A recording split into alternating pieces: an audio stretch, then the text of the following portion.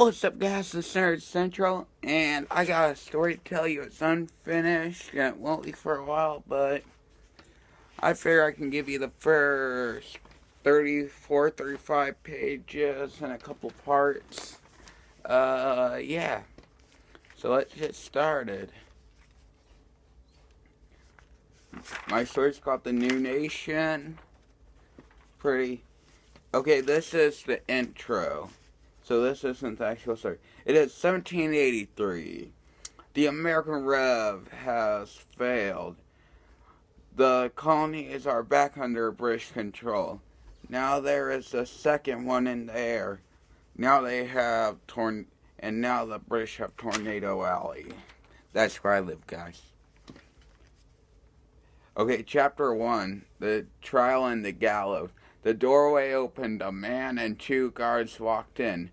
The two redcoats gun-butted the man in the chair. The old man had a white shirt that was blood-stained from being captured at Yorktown.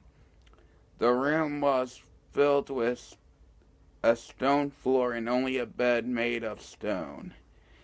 As the chair being the most comfortable, he slept in it instead of the rock bed. The next morning, the same guards came back. One said sarcastically, "General, here is your nice home-cooked meal." The other guard threw a piece of maggoty bread on the dust-filled floor and then walked away laughing. The man, shuffled out of the chair and grabbed the bread and was looking for ways to clean it if possible.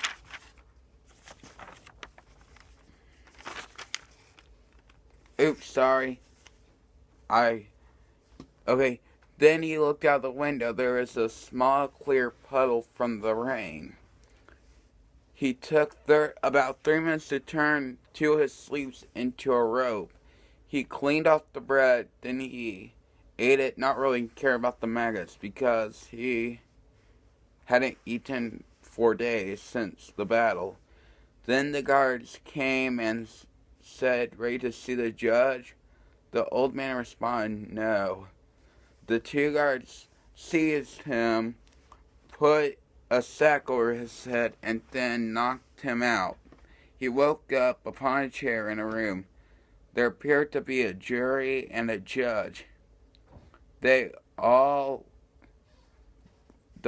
jury was royalist, so he knew what was going to happen, and he knew he was going to be hanged. Indeed, he was right. After the trial, he was thrown back into his cell. Okay. He was thrown back in his cell, and right before the guards left, one asked, "Are you going to want a final wish?" "Yes, I want to see my wife." So a day passed, and she came and went. The guards came and asked, "What is it for your last meal?"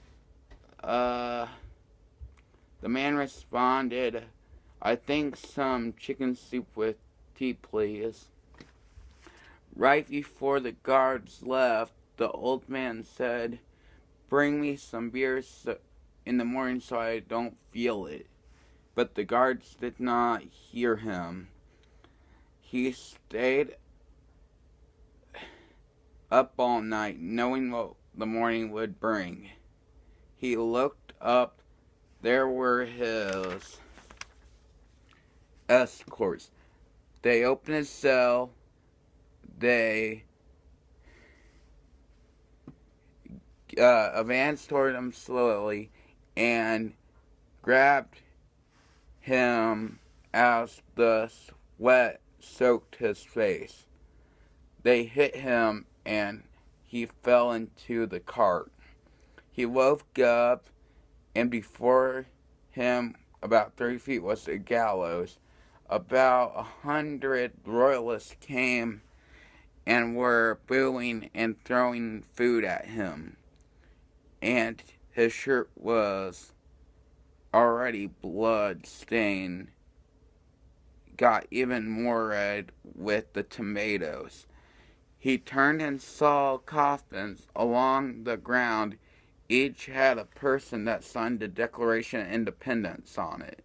In it, the cart opened,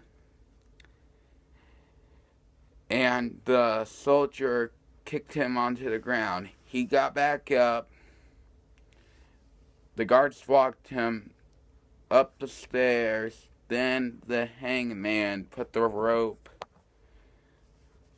around him, and the judge said, "Any last words?" The man responded, "This war has not been fought for nothing. Americans will be free.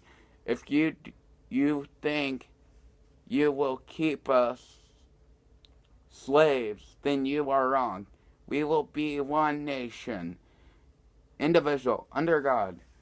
Rather we break away peacefully or by bombs and the rockets, no matter what.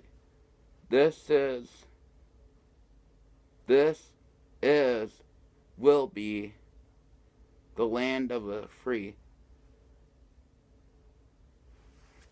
This and will be the land of the free." And then finally the judge said, "May God have mercy on your soul." The hangman put a bag over his head and pulled the lever, and it was done. Chapter 2. The mustering of the troops.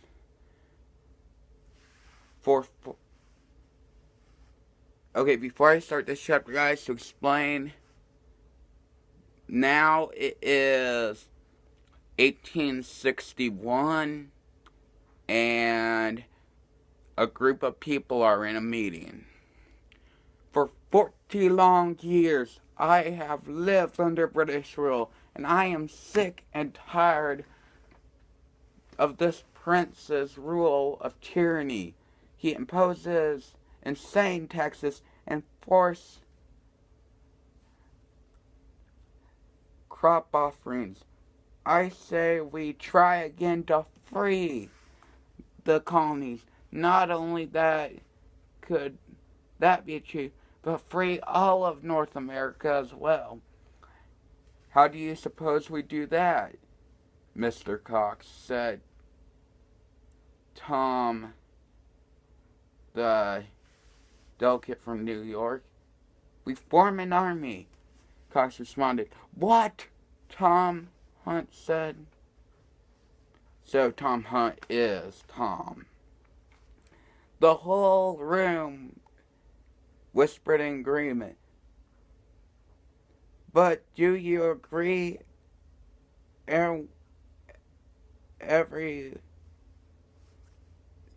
Sorry guys, I'm having a little bit of trouble.